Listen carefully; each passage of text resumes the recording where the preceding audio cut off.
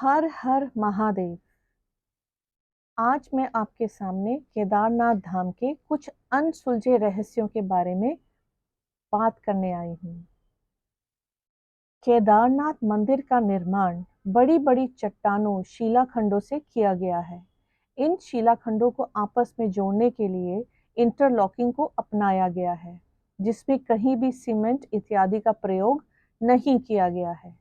अब सबसे बड़ा रहस्य ये है कि यह मंदिर 22,000 फीट की ऊंचाई पर है और हैरत करने वाली बात यह है कि इतनी ऊंचाई पर शिलाखंड को पहुंचाया कैसे गया और फिर एक के ऊपर एक रखकर इंटरलॉकिंग करना किसी मानव के लिए सक्षम नहीं दिखता।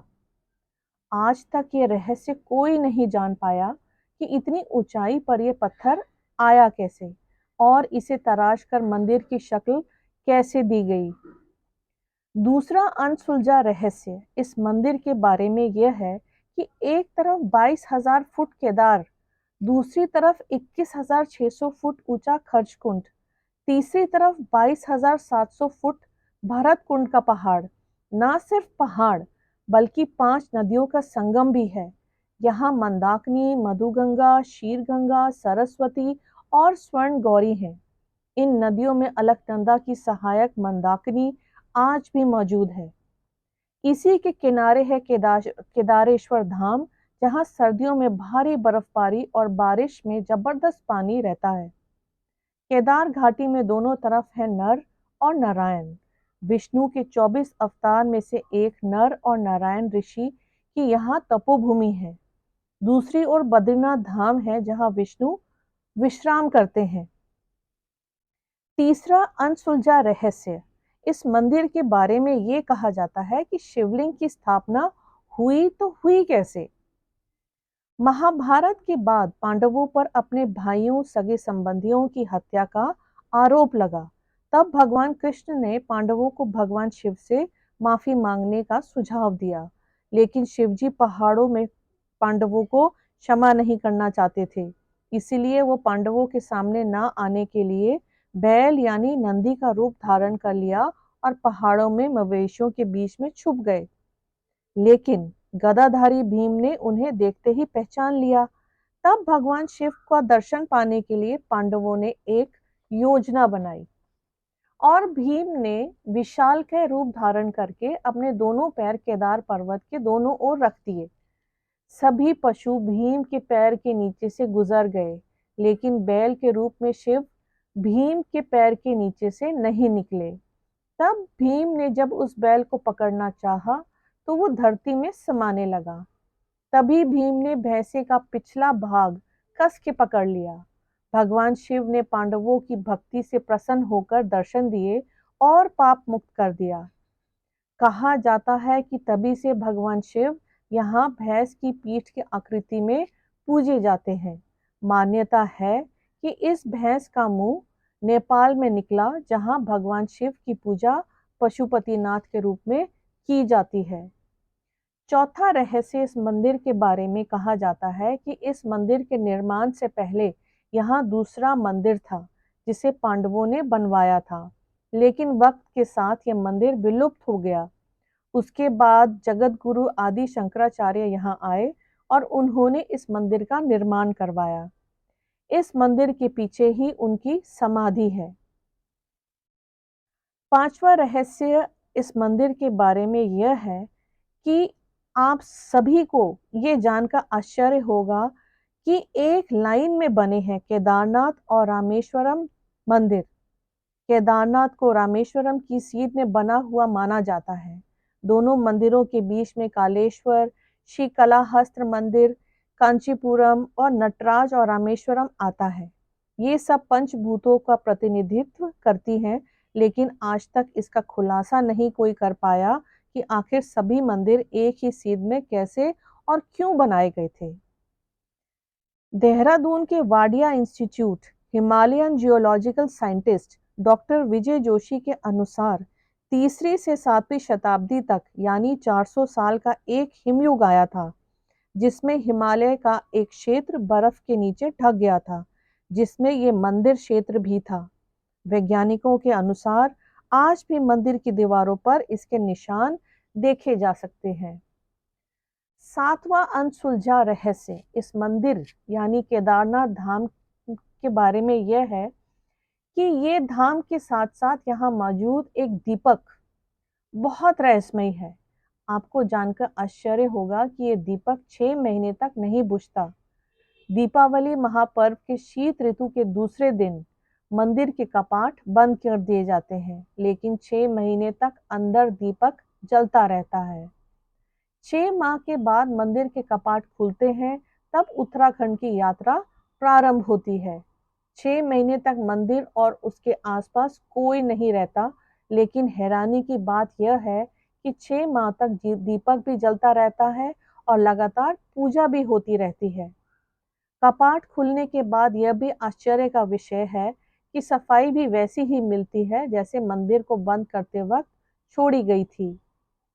आठवां रहस्य, पुराणों की भविष्यवाणी के अनुसार समूचे क्षेत्र के तीर्थ लुप्त हो जाएंगे।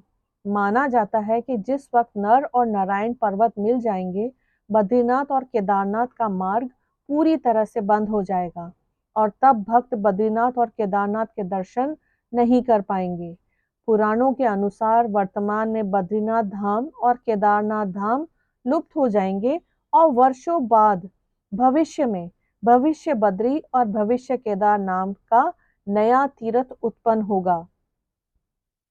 नौवां रहस्य, केदार आपदा के बारे में कौन नहीं जानता। यह आपदा इतनी भीषण थी कि लगभग 1000 से ज्यादा भक्त की मृत्यु हो गई थी और केदारनाथ जाने का मार्ग पूरी तरह से तहस नहस हो गया था। लेकिन हैरानी की बात यह है कि मुख्य मंदिर को कुछ भी नुकसान नहीं हुआ।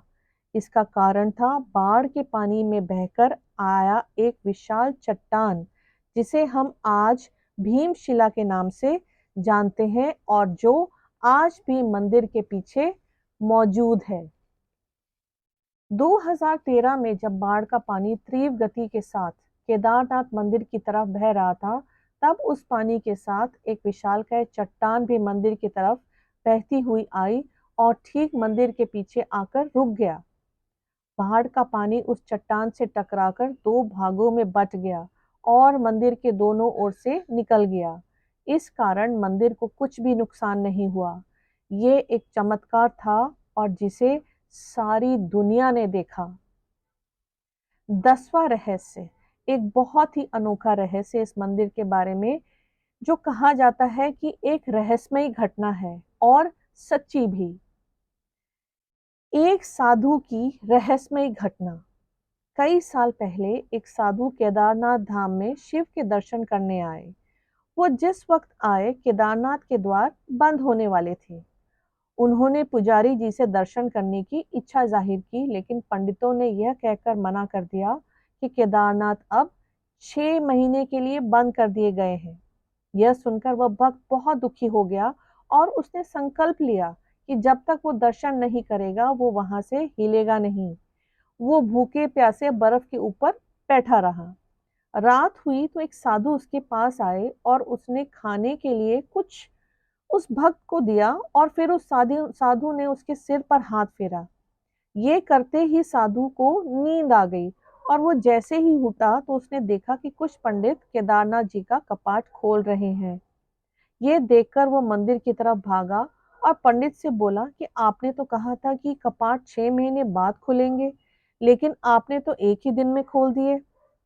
पंडित ने बोला कि कपाट 6 महीने बाद खुल रहे हैं। फिर उसने पूछा कि मंदिर बंद होने के बाद क्या हुआ।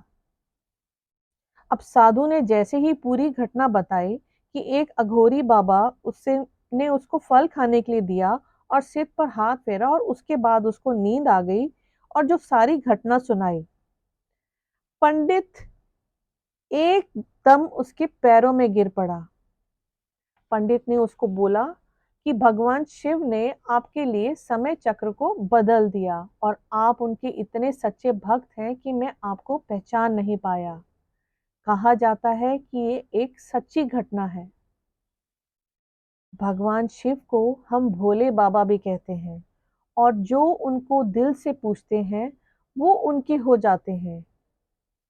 आप भी सच्चे दिल से अगर भोले बाबा, मेरे बाबा, महादेव जी को पूजेंगे तो वो आपको कभी निराश नहीं करेंगे। वो हर दम, हर पल, हर घड़ी आपके साथ रहेंगे, आपकी रक्षा करेंगे और आपकी हर मनोकामना को पूर्ण करेंगे।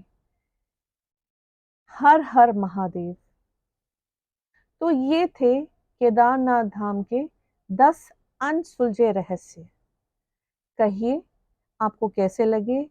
अगर आपको अच्छे लगे तो प्लीज कमेंट बॉक्स में हर हर महादेव जरूर लिखें।